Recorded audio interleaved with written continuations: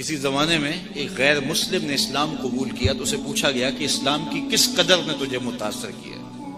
تو وہ بولا کہ سیرت کا صرف ایک واقعہ میری ہدایت کا سبب بن گیا۔ کیا ہوا؟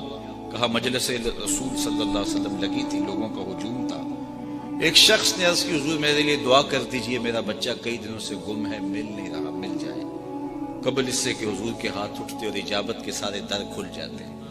ایک شخص مجلس میں موجود تھا، کھڑا ہو گیا، حضور میں ابھی فلاں باغ کے قریب سے گزر کے آیا ہوں اور میں اس کے بچے کو جانتا ہوں، وہاں میں نے بچوں کے ساتھ کھیلتے ہوئے دیکھا۔ باپ نے جب سنا کہ میرا بچہ فلاں باغ میں ہے تو اس نے دوڑ لگا دی، فرمایا اسے بلاؤ۔ بلایا گیا، بہت جلدی؟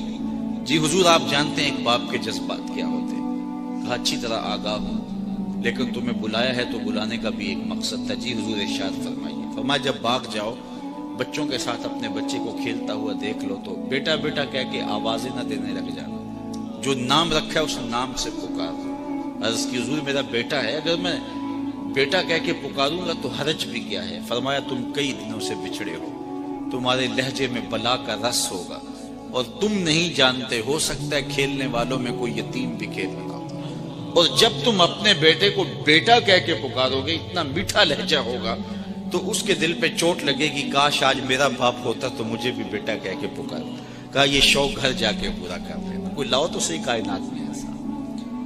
بیوہ کے سامنے اپنی بیوی سے پیار کرنے سے روکا گیا، یہ شریعت بیضا کا مزاج ہے۔ غریب کے سامنے اپنی دولت کی نمائش کرنے سے منع کیا گیا، بلکہ میرے حضور نے یہاں تک فرمایا اپنے گوشت کی خوشبو سے غریب ہمسائے کو تکلیف نہ دو، یا تو تھوڑا سا پانی زیادہ ڈال لو اور شوربے کی ایک پیالی ہمسایوں کے گھر بھی بھیج دو، اور اگر ایسا نہیں کر سکتے تو ایسے زاویے میں کھانا پکاؤ کہ اس کے بچوں تک مہک نہ پہنچے۔ بچے ہوتے ہیں، ضد کر بیٹھے تو وہ مزدور کیسے ضد پوری کرے گا؟ ان بلکتے بچوں کے آنسو کون پوچھے گا؟ وہ کیا کسی نے کہا نا دوپہر کو سلا دیتی ہے بچوں کو وہ اس ڈر سے، دوپہر کو سلا دیتی ہے بچوں کو وہ اس ڈر سے، گلی میں پھر کھلونے بیچنے والا نہ آ